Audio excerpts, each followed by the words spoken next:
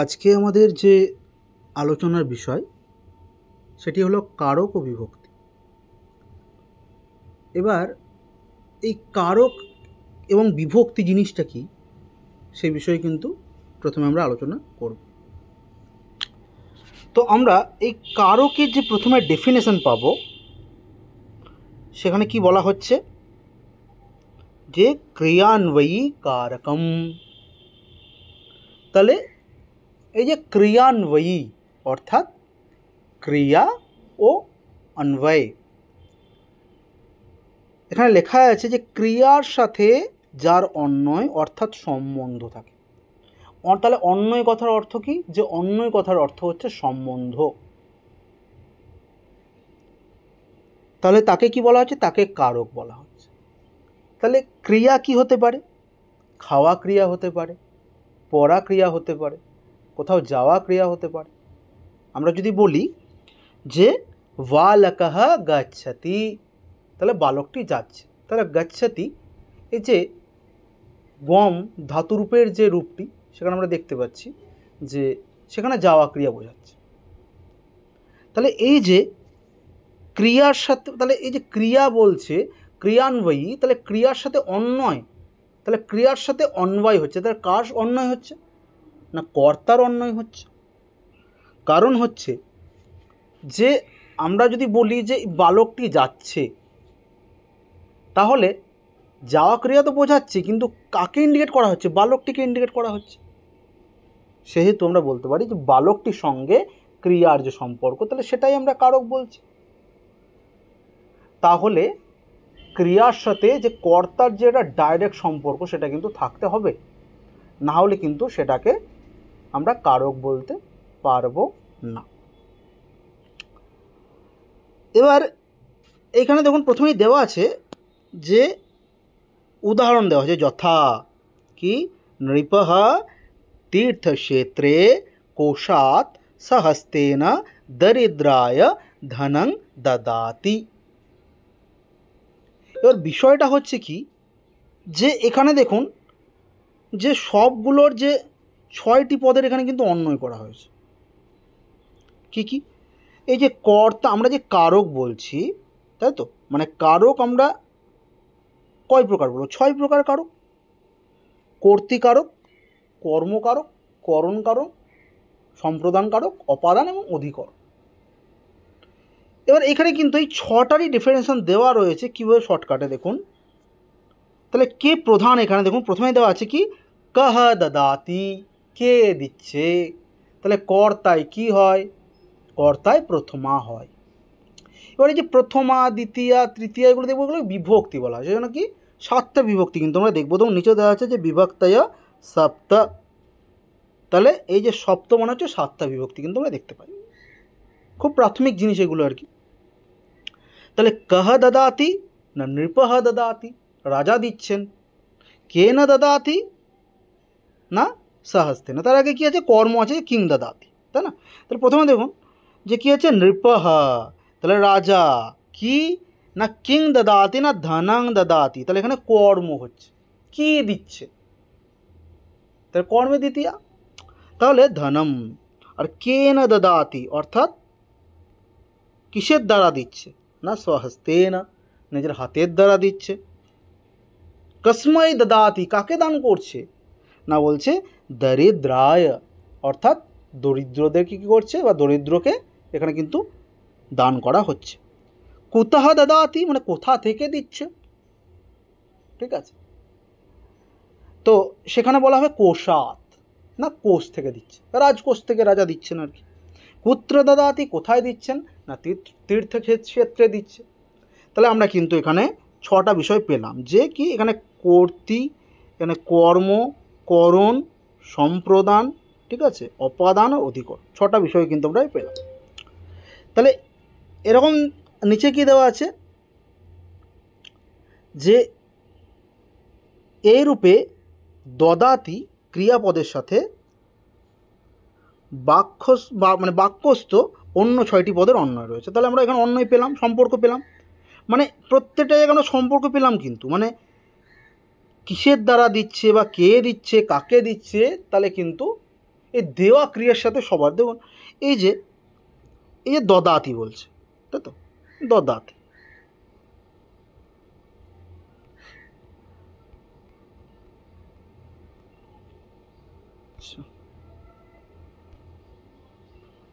এই যে দদাতি, তাহলে দদাতিটা কার সঙ্গে, মানে তাহলে দদাতি কার কার সম্পর্ক যুক্ত হচ্ছে? কে দিচ্ছেন? নৃপ দিচ্ছেন। কোথায় দিচ্ছেন? তীর্থক্ষেত্রে দিচ্ছেন। কোথা থেকে দিচ্ছেন? কোষাত। কিসের দ্বারা দিচ্ছেন? হাতের দ্বারা। কাকে দিচ্ছেন? দরিদ্রকে। তাহলে এই 6টা পদ কিন্তু ওরা পেল। তাহলে কি বলছে? তার অর্থ সুতরাং এই 6টাই কিন্তু কারক, যেহেতু এর সঙ্গে সম্পর্ক রয়েছে, প্রত্যেকটার সঙ্গে কিন্তু একে অপরের সম্পর্ক কিন্তু রয়েছে, আমরা দেখতে পাচ্ছি। তাহলে এবার সেই জন্য বলা হচ্ছে দেখুন ষটকার কারণী, অর্থাৎ 6 প্রকার হচ্ছে কারক, নাকি কর্তা, কর্ম, করণ, সম্প্রদান, অপাদান, অধিকরণ, যেমন উদাহরণটা আর কি দেওয়া হলো। তাহলে কি বলছে? এই বাক্যে নৃপ হচ্ছে কর্তৃকারক, আমি আগেই বলে দিয়েছি, এগুলো আলোচনা করলাম। তাহলে নৃপ বলছে কর্তৃকারক, ধনম হচ্ছে কর্ম, সহস্তেন করণকারক, দরিদ্রায় সম্প্রদানকারক, কোষাত অপাদানকারক, তীর্থক্ষেত্রে অধিকরণকারক। আচ্ছা, তাহলে এই 6টা কারক কিন্তু আমরা পেলাম। এরপরে কি বলা হচ্ছে? যে সম্বোধন ও সম্বন্ধ পদের সাথে ক্রিয়ার কোনো সম্বন্ধ থাকে না বলে সম্বোধন পদ ও সম্বন্ধ পদ কারক নয়। তাহলে আমাদেরকে দুটো বিষয় জানতে হবে। অনেকে এটা জানেন যে সম্বন্ধে ষষ্ঠী হয়, সম্বন্ধে কী হয়? ষষ্ঠী বিভক্তি হয়, 6 নম্বর বিভক্তি আর কি। তাহলে সেইখানে কি হচ্ছে, মানে ডাইরেক্ট কোনো সম্পর্ক থাকে না, ক্রিয়ার সাথে কোনো ডাইরেক্ট সম্পর্ক থাকে না। আমরা যদি উদাহরণ বলি যে রামের বাবা, তাই না, মানে ক্রিয়া কর্তা, মানে এই যে রামের বাবা বললাম, মানে ক্রিয়া নেই এখানে। তাহলে রামের বাবা কী করছে? যাচ্ছে, খাচ্ছে, লিখছে, কিছুই তো নেই। তো সেই জন্য যেহেতু ক্রিয়ার সঙ্গে কর্তার কোনো সম্পর্ক নেই, তো সেই জন্য কী হচ্ছে, এই যে সম্বন্ধ পদটা কী বলছে? যে কারক হিসেবে মানা হয় না, এটা আমরা জানি আগে। তাহলে কিন্তু আরও কি বলছে? যে শুধু সম্বন্ধ নয়, সম্বোধন। তাহলে সম্বোধন ও সম্বন্ধ পদের সাথে ক্রিয়ার কোনো সম্বন্ধ থাকে না। যেমন কি বলছে? রাম হরে গৃহং গচ্ছা। তাহলে কী হচ্ছে? রাম, এই যে বিশ্বসূচক চিহ্ন থাকবে, তাহলে এখান থেকে বুঝতে হবে যে এটা কী হচ্ছে? সম্বোধন করা হচ্ছে, সম্মানসূচক বিষয় বলা হচ্ছে। যে কি? যে এই বাক্যে গচ্ছ এই ক্রিয়াপদের সাথে রাম এই সম্বোধন পদের এবং হরে এই সম্বোধন পদের কোনো অন্যয় নেই। তাহলে রাম হরে, মানে এখানে বলা হয়নি যে রাম হা গৃহং গচ্ছতি, বলা হয়নি, বা বলা হয়নি হরি হি গৃহং গচ্ছতি, হরে,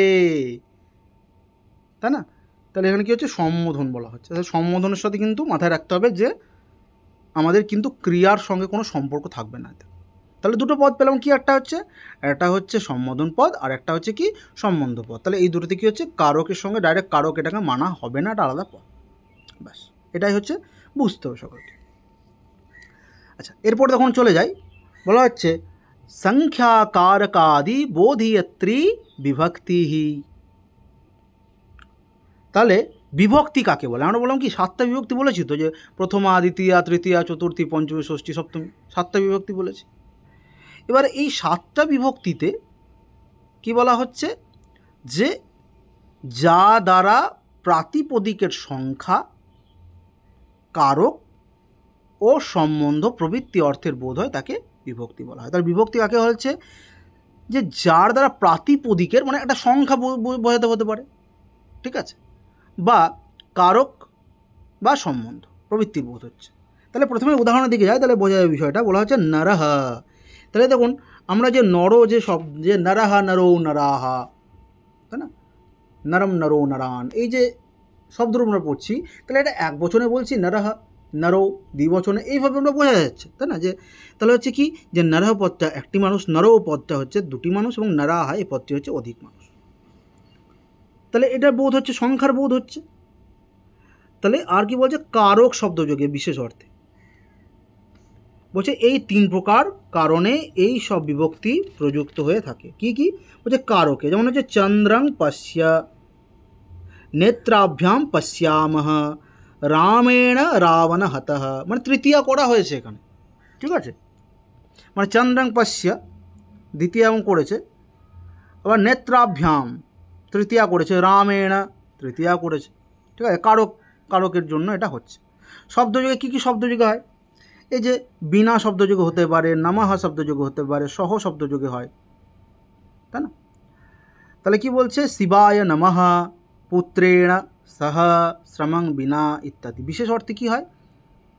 মানে দেখুন এগুলো কিন্তু সব কি বলছে? বিভক্তি। মানে এই যে আমরা নেত্রাভ্যাম মানে রামেণ, এই তৃতীয় বিভক্তি বলছি, দ্বিতীয় বিভক্তি বলছি, তাহলে কি হচ্ছে? কারকের দ্বারাও সেটা বোঝা যায়। আর বিশেষ অর্থে কী বলা হচ্ছে? হর্ষেণ নৃত্যতি, অর্থাৎ কারণ। কি কারণ? না আনন্দে। কিসের জন্য নাচ করছে? না আনন্দের কারণে নাচ করছে, তাই না? তাহলে হচ্ছে যে অশ্বায় ঘাস, তাহলে অশ্বের জন্য, ঘোড়ার জন্য ঘাস, নিমিত্ত যে বলা হচ্ছে ইত্যাদি, এসব কিন্তু আমরা হচ্ছে। তাহলে যার দ্বারা কি বলছে? প্রাতিপদিক, মানে প্রাতিপদিক বলছে শব্দ। এই যে মানে কারোর এই যে নরও বললো, হ্যাঁ, এই যে ব্যাপারগুলো মানে প্রাতিপদিকের অর্থ গ্রহণ হচ্ছে। এবং প্রাতিপদিকটা আরও ডিটেলিং আমরা করবো, ডিটেলিং যে প্রাতিপদিক জিনিসটা আসলে কী, কিন্তু এখন এগুলো দেখে নিন একটু। তাহলে কি বলছে? বিভক্তয় সপ্ত, তাহলে 7টা বিভক্তি আমরা আগেই পেয়ে গিয়েছি। তাহলে এই হচ্ছে বিভক্তি। এবার এই যে প্রাতিপদিক যে বিষয়টা, এটা আমরা নিচে দেখব, যে নিচেই আছে প্রাতিপদিক জিনিসটা আসলে কি।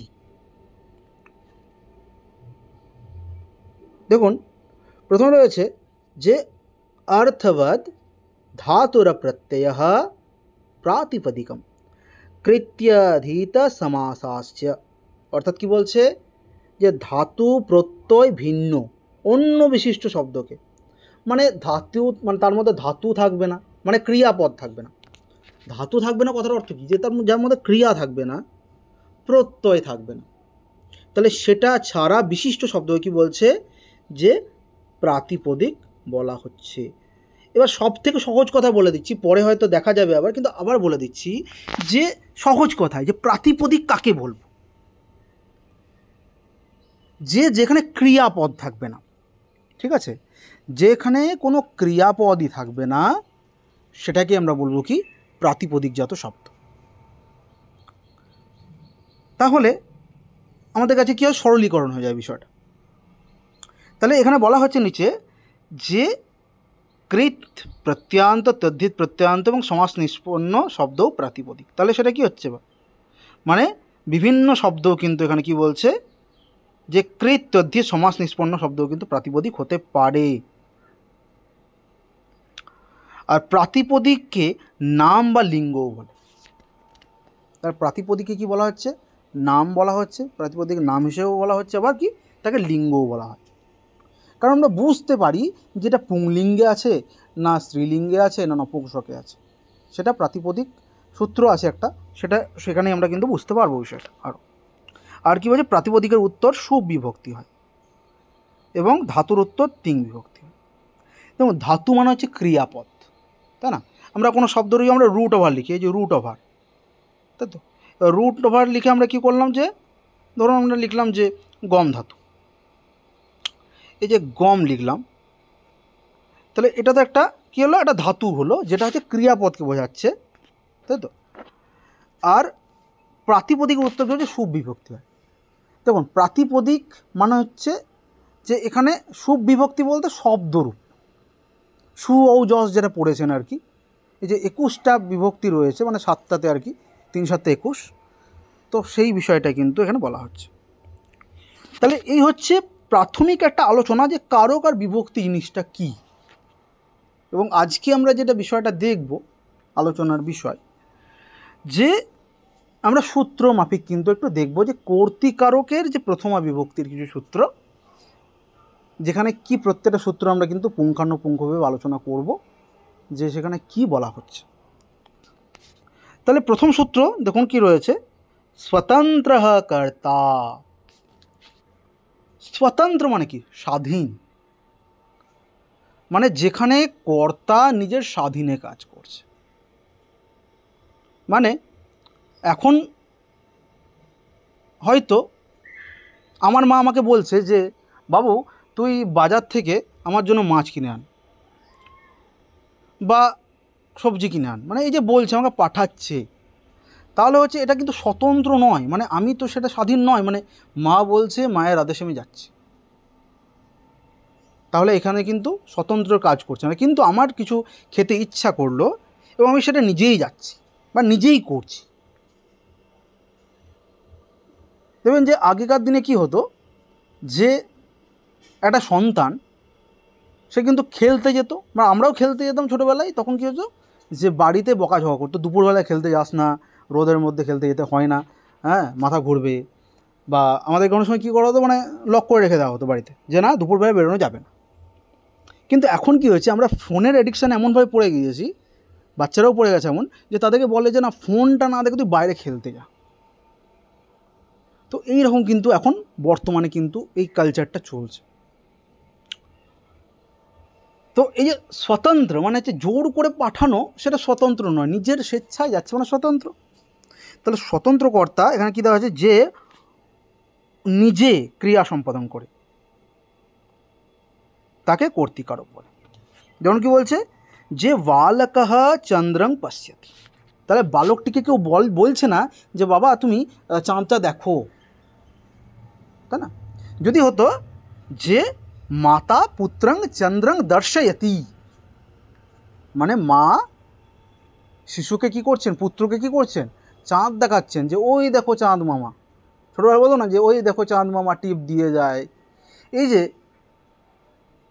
এই বিষয়টা কিন্তু স্বতন্ত্র নয়, তাই না? তাহলে স্বতন্ত্র বিষয়টা কি, যে যেটা নিজের থেকে করবে আর কি। তাহলে বালকা চন্দ্রং পশ্যতি, বালিকা বিদ্যালয়ং গচ্ছতি, বৃক্ষাৎ ফলং পাততি।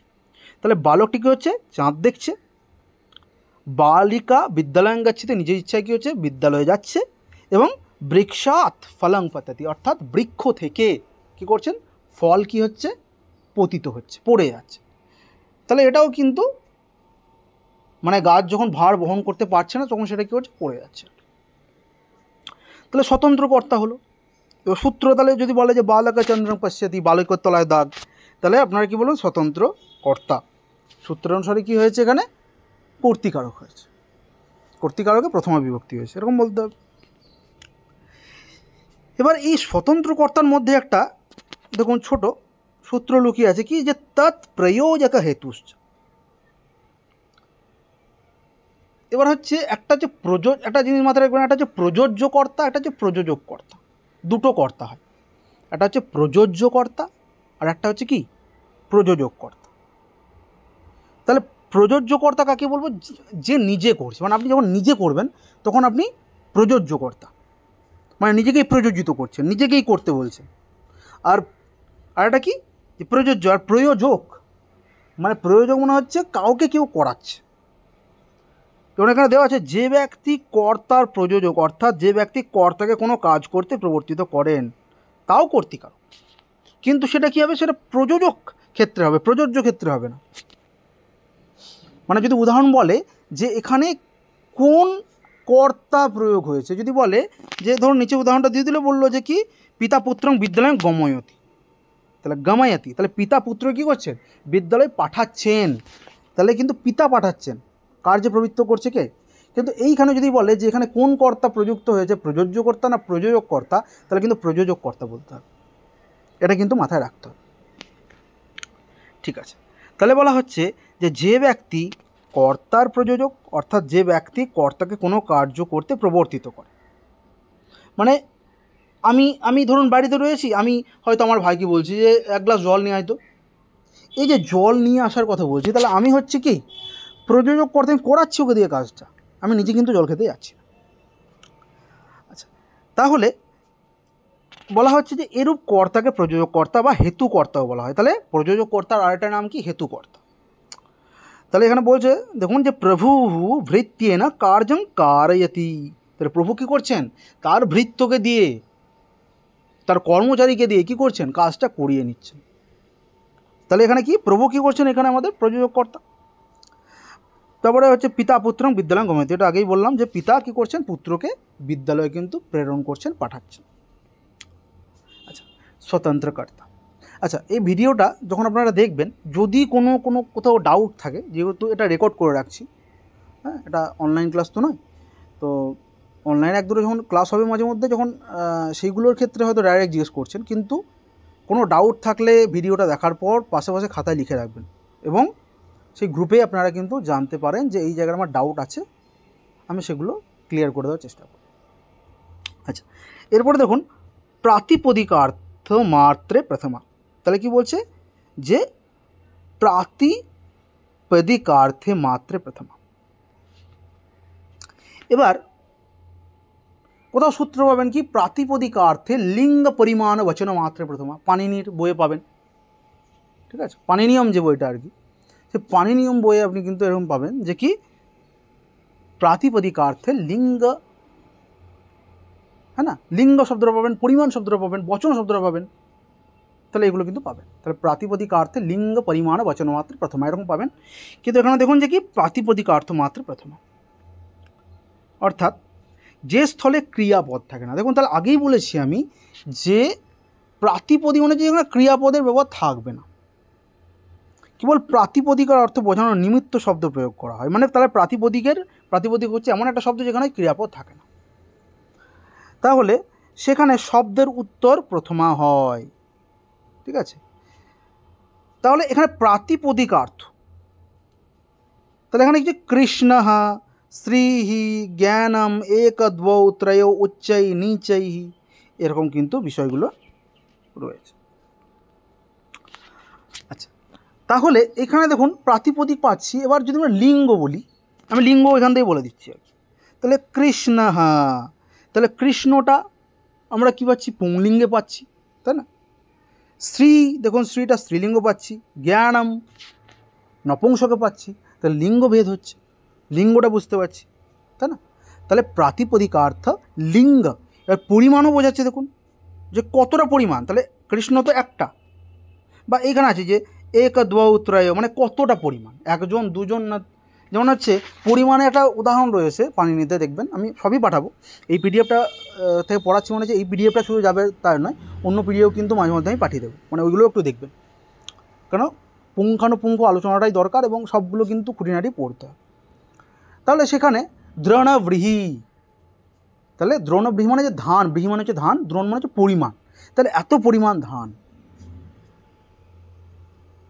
যে গ্রামাঞ্চলে দেখবেন ওই একটা কোটোর মতো থাকে, ঠিক আছে, এরকম টাইপের থাকে, আমরাও ছোটোবেলায় আর কি দেখেছি যে ধান মাপা হতো আর কি, তা তো এই পাই টাইপের কিছু, তাহলে পাই টাইপের যেটা সেটা হচ্ছে কি ওই দ্রোণ আর কি, মানে পরিমাপ। তাহলে দ্রোণব্রীহি, তাহলে পরিমাণ মাত্র হচ্ছে। তাহলে প্রাতিপদিকার্থ লিঙ্গ পরিমাণ বচন মাত্র। তাহলে বচন দেখুন, এই যে এখানে শ্রী কৃষ্ণ রয়েছে, কৃষ্ণ মানে হচ্ছে এক বচন তো, আমরা বুঝতে পারছি কৃষ্ণ, শ্রী এক বচন তো, তাহলে এই যে এক বচন বা এই কজন আছে আমরা বুঝতে পারছি, যে দ্বৌ দুজন, একজন, এগুলো বুঝতে পারছি তো। তাহলে এখান থেকে কিন্তু পুরোটা কিন্তু বুঝতে পারবেন, যে আপনাকে দিয়ে দেবেন যে উচ্চৈহি বা নিচৈহি জ্ঞানম, এরকম শব্দ দিয়ে দেবে, বলবে এটা কোন সূত্র অনুসারে কিন্তু মানে কোন কারকে হচ্ছে, মানে এর কারকের সঙ্গে সম্বন্ধ যুক্ত হচ্ছে না হচ্ছে না প্রাতিপদিক যুক্ত হচ্ছে, তাই না।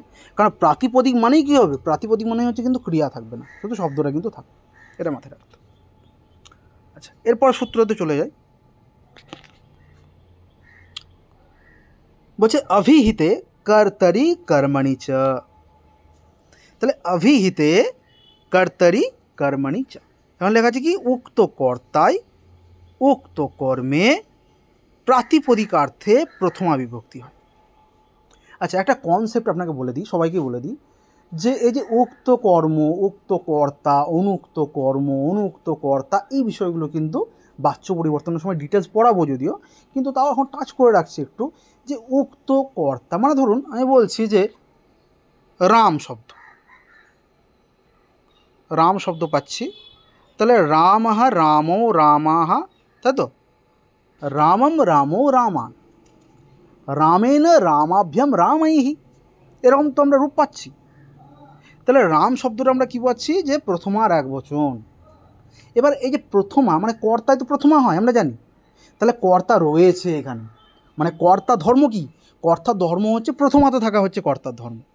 কিন্তু যদি এটা রামেণা করে দিই, ঠিক আছে, এই রামটা যদি আমরা রামেণা করে দিই, রামেণা হয়ে গেল, মানে এখানে কি করলাম যে নরেনার মতো করে দিলাম, তাহলে কি হবে সেখানে, তাহলে কিন্তু সেখানে কিন্তু আমরা দেখতে পাবো তৃতীয়া হয়ে যাচ্ছে। এবার তৃতীয়া তো কর্তার ধর্ম তো তৃতীয়া নয়, কিন্তু যেহেতু তৃতীয়া ধর্ম নয় সেহেতু এটা কী হয়েছে, অনুক্ত কর্তা হয়ে যাবে, ঠিক আছে। আবার কর্ম হচ্ছে মানে কর্মে কী হয়, দ্বিতীয় হয়। এবার কর্ম যদি আমরা প্রথমা করে দিই যে না, তাহলে হচ্ছে কি উক্ত কর্মটা কি অনুক্ত কর্ম হয়ে যাবে, এরকম আর কি ব্যাপারগুলো হয় আর কি। আচ্ছা, বাচ্চা পরিবহন মানে যখন করাবো আর কি তখন আরও একটু বুঝতে পারবেন ভালো করে।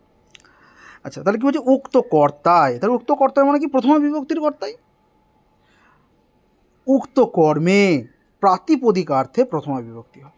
তাহলে যেখানে যার ধর্ম প্রথমাতে কর্তা হয় তাহলে সেই কর্তায়, দ্বিতীয়াতে কি হয় ওই কর্ম হয়, তাহলে সেটাই প্রাতিপদিকার্থে কী হচ্ছে বিভক্তি হয়। কর্তৃবাচ্যে কর্তাকে উক্ত কর্তা এবং কর্মবাচ্যে কর্মকে উক্ত কর্ম বলে।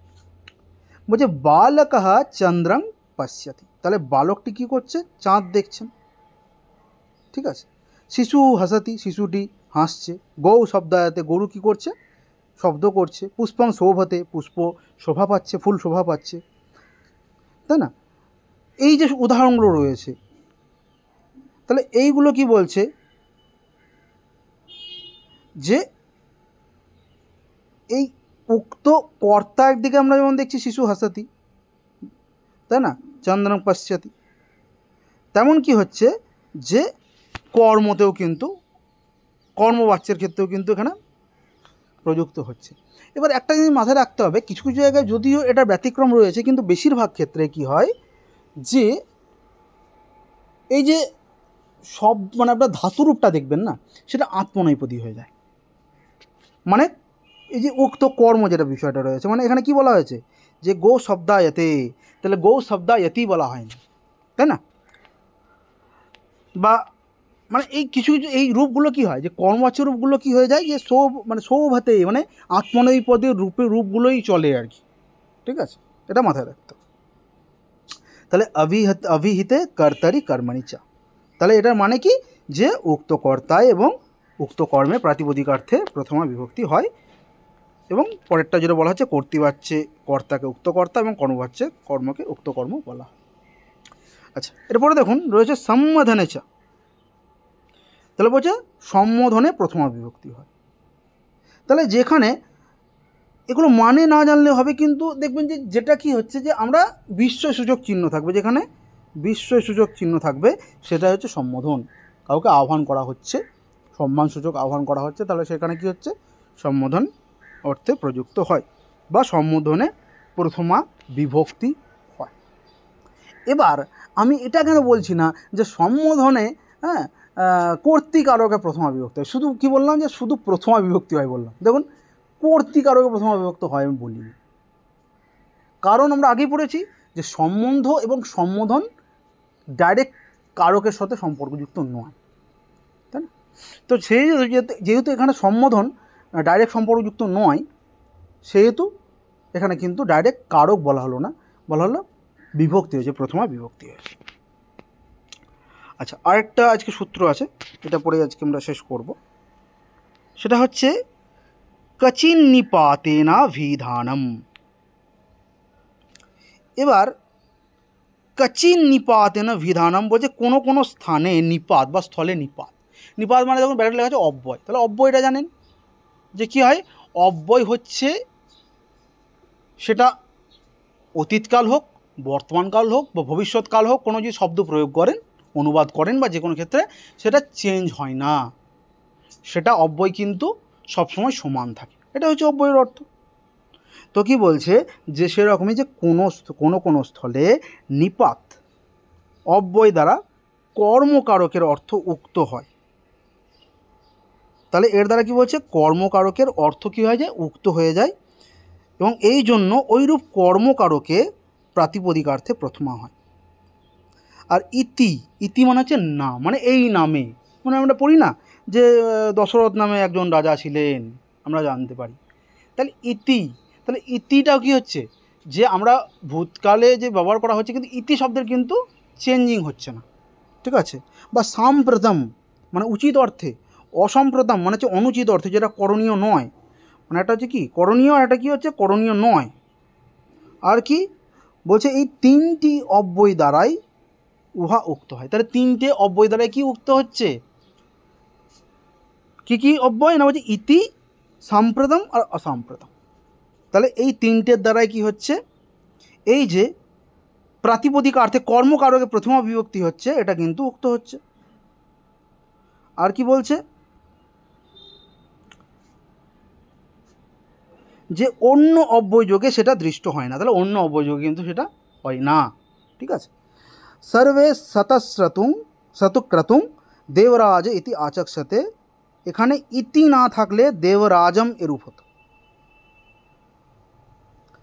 তাহলে এখানে দেবরাজ, দেখুন দেবরাজম করলে তো সেখানে মানে দ্বিতীয়া হয়ে যাবে না, তো কিন্তু এখানে তো প্রথমা বিভক্তি জিনিস চলছে।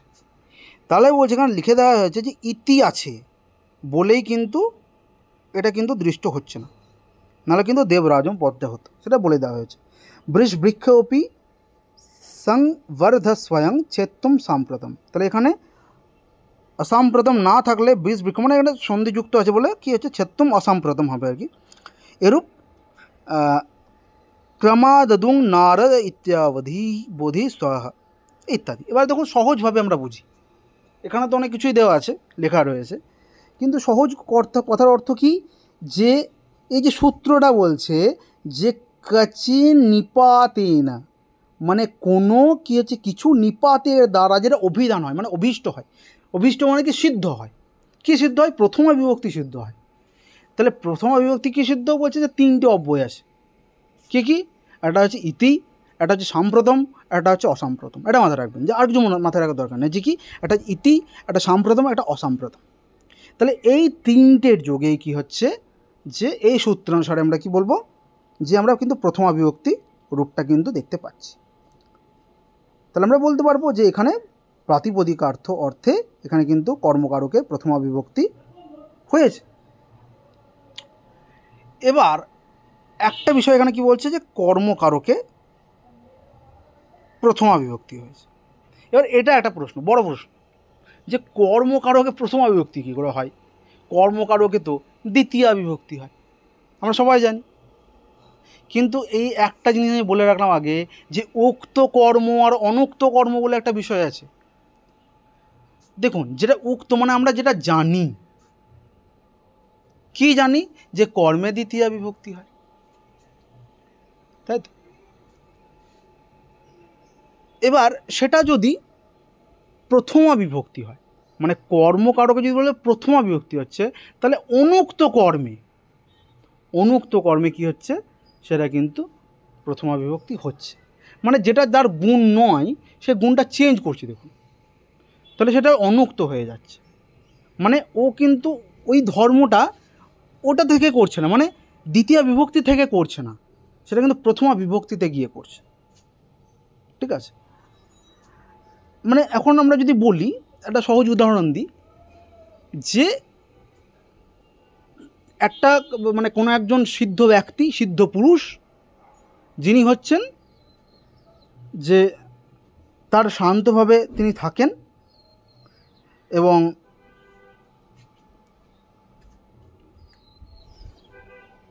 তিনি শান্তভাবে থাকেন, এবং তিনি হচ্ছেন যে মানে তার যে ধর্মগুলো, সেই ধর্মগুলো কিন্তু তিনি পরিপালন করেন। তিনি আশ্রমে কাটাতে পারেন নিজের জীবন, তিনি মানে কি বলবো নিরামিষাশী, মানে যে ভেজ খাবার যেগুলো খাচ্ছে সব কিছু খাচ্ছে, কিন্তু তার যে ধর্মটা যদি পরিবর্তন হচ্ছে, তাহলে দেখুন সে আশ্রমে থেকে কি করছে, আমি ধরলাম যে আশ্রমে তার বাস, বা সে বাইরে থাকবে, মানে সিদ্ধ পুরুষরা বাড়িতে থাকবে না, ঠিক আছে, তারা জঙ্গলে কাটাবে, আশ্রমে থাকবে। তো এইভাবে যদি তার জীবনটা সে অতিবাহিত করে, তাহলে সেটা কি হচ্ছে, মানে সে উক্ত, সেটাই তার প্রধানতা। কিন্তু সে বাড়িতে গিয়ে কী করলো, তার ধর্মটাকে নষ্ট করে দিল, বিনষ্ট করে দিল। কী করলো না, তার যে দ্বিতীয়ার বিষয়, মানে সেটা মানে দ্বিতীয় বিষয়টা যাচ্ছি পরে, মানে তার যে ওই ধরুন মদ্যপান করছে সে বাড়িতে এসে, বা মানে ননভেজ খাচ্ছে, তাহলে কি করছে, সে ধর্মটা নষ্ট করলো। কিন্তু কোথায় এসে নষ্ট করলো? না, নিজের বাড়িতে এসে নষ্ট করলো। তাহলে এই যে নিজের বাড়িতে এসে নষ্ট করাটা হলো, তাহলে দেখুন চেঞ্জ হচ্ছে, মানে কি ওই স্থানটাকে পরিবর্তন করছে, তাই না? মানে এইটাই হচ্ছে উক্ত আর অনুক্ত কর্তা, মানে উক্ত কর্তা আর উক্ত আর অনুক্ত কর্মও সেটা। তাহলে উক্ত কর্মে একটা জিনিস মাথায় রাখবেন যে উক্ত কর্মে দ্বিতীয়া বিভক্তি হয় এবং অনুক্ত কর্মে প্রথমা বিভক্তি হয়। সেই জন্যই কিন্তু এখানে দেবরাজ, যেমন পদটা বলেছি, দেবরাজন না হয় দেবরাজও করলো, মানে প্রথমা বিভক্তি করে দিল। ঠিক আছে, এবার এই সূত্রগুলো এইভাবে মনে রাখুন। বাচ্য যখন হবে না, বাচ্য হলে পুরো ডিটেলিং, মানে এটা কিন্তু যখন ডিটেলিং করব পুরোটা কিন্তু আরও যাদের মধ্যে একটু ধোঁয়াশা থাকবে, যেটা একটু বুঝতে তাও একটু কনফিউজড হচ্ছি আমরা, তারা কিন্তু পুরোটাই বুঝে যাবে। ঠিক আছে, তো আজকে তাহলে এইটুকু, মানে পিডিএফটা আপনাকে পাঠিয়ে দেওয়া হবে, আপনারা ক্লাসটাও একটু দেখে নেবেন। যদি কোনো ডাউট থাকে তাহলে সেখানে কিন্তু আমাকে জানাবেন, আর গ্রুপেও জানাতে পারেন, পার্সোনাল জানাতে পারেন, কোনো অসুবিধা নেই। ঠিক আছে, তাহলে আজকের মতো এখানেই থাকলো আজকের ক্লাস। ধন্যবাদ।